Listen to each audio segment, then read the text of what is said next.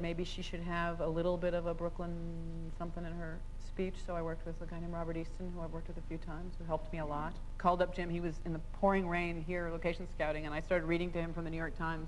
How do you like, does this sound okay? And he got excited. And I worked with Larry Moss, who was incredibly helpful. We just went through scene by scene. And I guess if I have any, you know, my own process changes with each part, but if there's anything I always do, it's sit there with a pad of paper and a pen and read the thing and let anything that comes to mind to write it down. Is that your journal? I have a personal journal, but for every movie I do, I have a pad of paper or a spiral notebook. What do you write in? I mean, anything. A memory. I mean, this is the one thing I think it's important for me anyway, at this moment, to not censor yourself at all. In fact, if you find yourself thinking, I just had a really good idea, I'm careful of it. But if something suddenly comes to me, it reminds me of a person, or, I mean, what shoes she might wear, or a moment in my life that's like this moment, or literally whatever, a painting, a color. I remember Larry Moss and I had this idea that the energy that came out of this woman in the beginning was muted, and that later, against her will, actually, bright oranges and yellows and reds were flying out of her faster than she could control. So I don't care if I'm acting green or standing on my head. I will take anything that suddenly makes it feel not that horrible feeling when you're reaching for a part, but those moments where you feel like she's in me somehow. I wrote I'm sorry. I was talking about I was sorry when I got mad at you when you came over and you told my son that he ought to answer back. So I wrote that I was sorry about that, and that I wrote I was sorry for busting you on that, and I'm sorry for busting in on you that night when I said I was never... I was sorry, and I'm sorry for every time your food was cold and that you had to wait 2 seconds for a coffee filler, and I'm sorry for never spotting right there at the table in the restaurant the human being that had it in him to do this thing for us. You know what, I'm just going to start from the beginning. I have not been able to express my gratefulness to you. Even as I look at the word grateful now, it doesn't begin to tell you what I feel. That's nice of you. Thank you. Thank you. I've asked this question before on this stage. What is the experience of acting with Jack Nichols? Magnificent.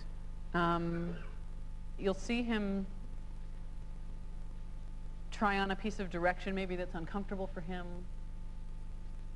and he'll even make like a crazy stupid face into the camera sometimes, and I think that's his way of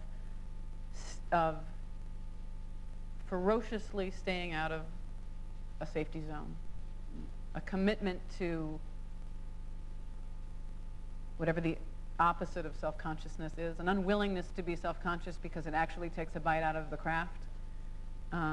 Whatever he has to do. If he's got to make a silly face, if he's got to yell a line in the middle for no reason, I think he is that determined to not be precious and self-conscious about what he's doing. And that, I feel like that's a lesson I need to learn all the time, to not be so busy fulfilling every requirement that you get it right. Because if you're getting it right, there's a chaos missing that has to be there to be really good. So I'm glad you asked, because it'll remind me about that next time. You guys listening? Now, I said that there would be some coincidences tonight. Here we go. Helen seems destined to come here. Where did you shoot the exteriors of Jack's apartment building, please? On 12th Street and 5th Avenue. Across the street, directly across the street, right. We were doing this take where I'm walking through the rain, you know, to come and tell him I'll never sleep with him, and I'm looking to the right, waving at the Buckman building. My head almost exploded. It was very confusing. And if you had looked to the left, you would have seen our students out there surrounding you. Well, when you shot this film, our students were out there. They were never in class. They were always out there watching you and Jack shoot that movie. Right. For our students, so that they'll be ready when the time comes. What was the Oscar experience like for you? It was surreal. It was very nervous-making. It was exciting.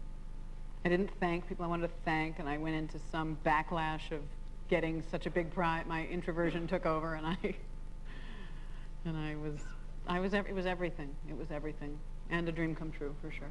Just plain and simple. I'm sure the Oscar increased your options exponentially. Must have. What dictates your choice of a project? Great story. Story.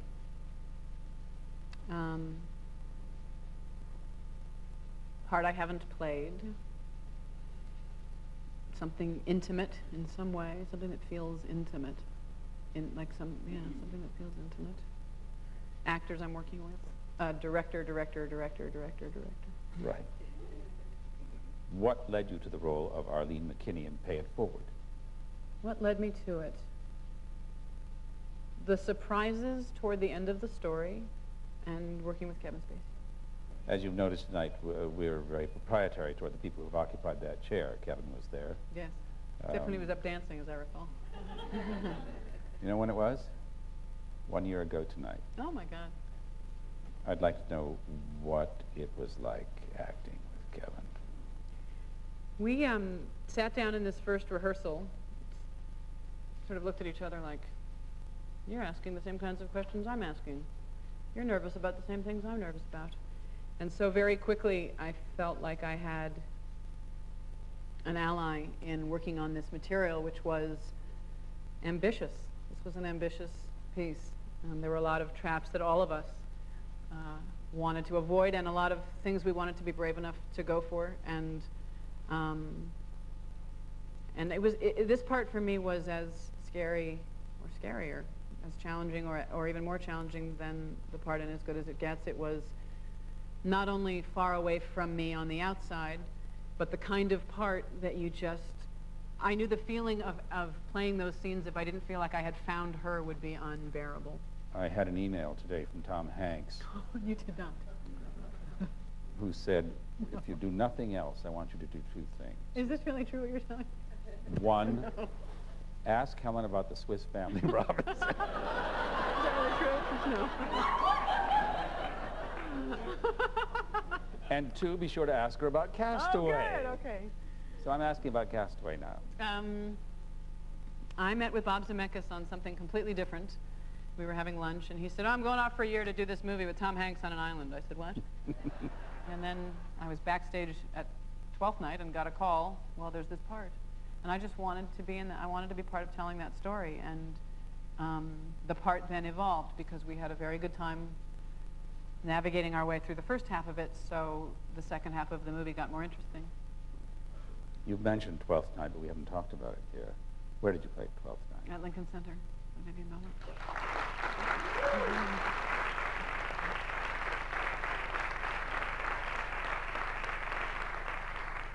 And what role did you play? Viola. And was it fun? It was great fun.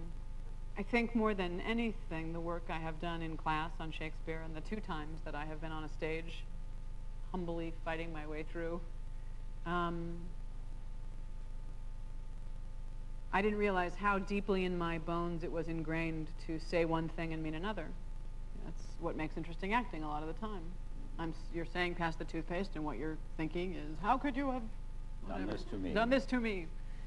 And with Shakespeare, no matter how many times I would try to do that, because I thought, I'll put an interesting spin on it. He doesn't need an interesting spin. He needs you to be in that language.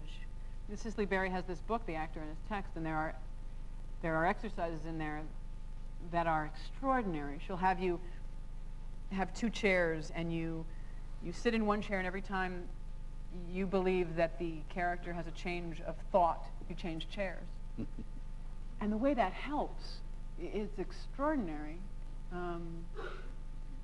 She does a thing where you have a circle, and you are inside the circle when I was working on a scene or a speech from Midsummer, a Helena speech from Midsummer. And when you're saying something that's about how she feels, be inside the circle. When you're saying something about what's happening, be outside the circle. And it's almost, I went to Montessori school. It's like Montessori education. It's in your hands. And that helps. And she's got tons of them, and they have all helped me a lot. How many